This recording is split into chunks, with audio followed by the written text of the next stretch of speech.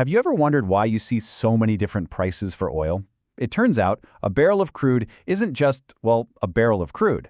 It's actually a really complex product with a fascinating story, a unique identity written right into its molecules. And in this explainer, we're going to decode that story together. So this is the big question, isn't it? It's not just about simple supply and demand on a global scale.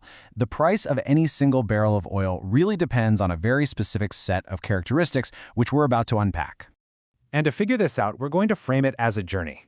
We're going to follow one barrel, right from its fundamental chemistry all the way to how the global market sticks a price tag on it. Think of it as learning the grammar of crude oil.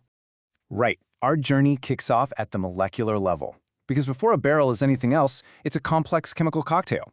This is its DNA, and believe me, it dictates everything that follows.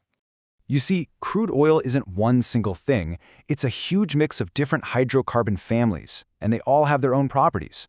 On top of that, it's got impurities like sulfur and metals mixed in.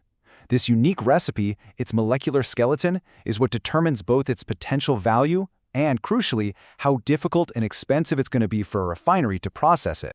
Now, to make sense of all this complexity, the industry uses a few shorthands. The first, and honestly the most important, is something called API gravity. All it is, really, is a measure of how light or heavy the crude is compared to water. For a refiner, this one number is the very first clue as to what kind of valuable products they can get out of a barrel. And this one difference creates a massive economic divide. A light crude with a high API gravity is the easy stuff. It's simpler to process and gives you more of the high-value fuels like petrol, diesel, and jet fuel. But a heavy crude with a low API, well, that's a different beast altogether. It's thick, it's dense, and it requires much more complex and expensive refinery kit to unlock its value. After density, the next thing you absolutely have to look at is sulfur.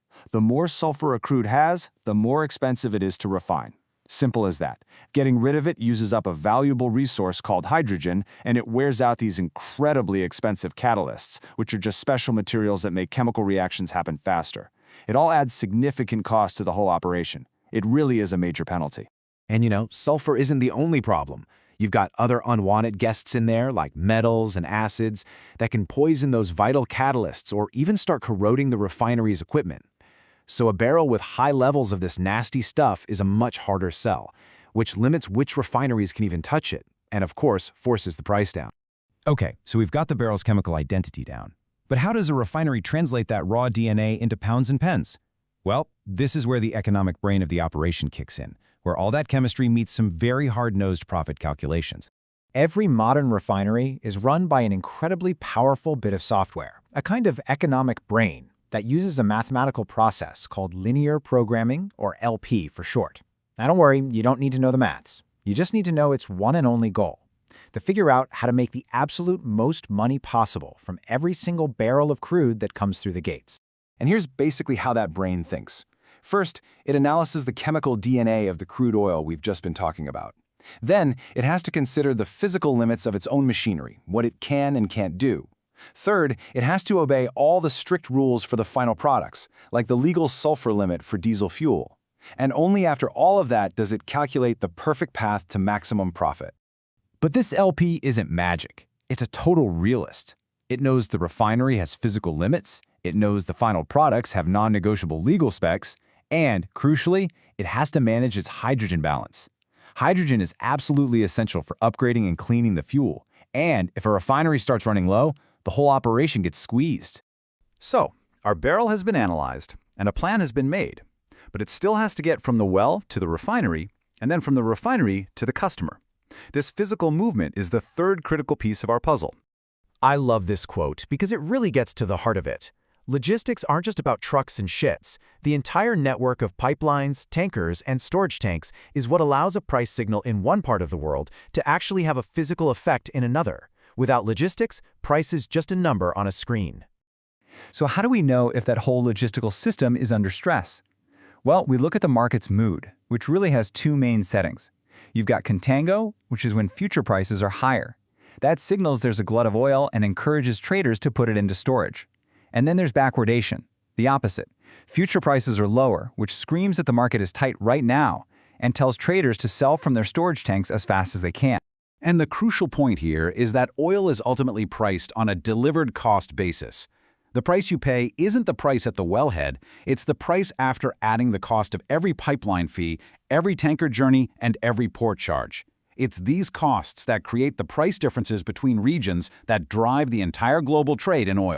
This brings us to the final stage of our barrel's journey. With all these variables, the chemical DNA, the refinery's logic, and the cost of logistics, how on earth does the world agree on a price? Well, it does it through a global grid of benchmarks. The market basically boils down all of this complexity into a few key reference points, or benchmarks. Brent is the big one for oil traded by sea, especially around Europe and Africa. WTI is the main benchmark for North America, and Dubai/Oman is the go-to reference for the kinds of crudes that are vital for Asian refineries. Pretty much every other type of crude in the world is priced as a discount or a premium to one of these three. But here's the thing. These benchmarks don't exist in a vacuum. They are constantly talking to each other through something called arbitrage, which is just traders buying in a cheaper region and selling in a more expensive one. This constant activity connects them all into a single global pricing lattice. It means a disruption that affects WTI in Texas will eventually ripple through the system and be felt in the price of Brent in Dubai. So, we end our journey here. A barrel's chemical identity is fixed by millions of years of geology. But the value of that identity? That's decided every single day by the constantly shifting needs of the global market. The answer to who decides its value is, well, it's everyone. It's the dynamic dance between its unchangeable chemistry and the ever-changing economic logic of the world.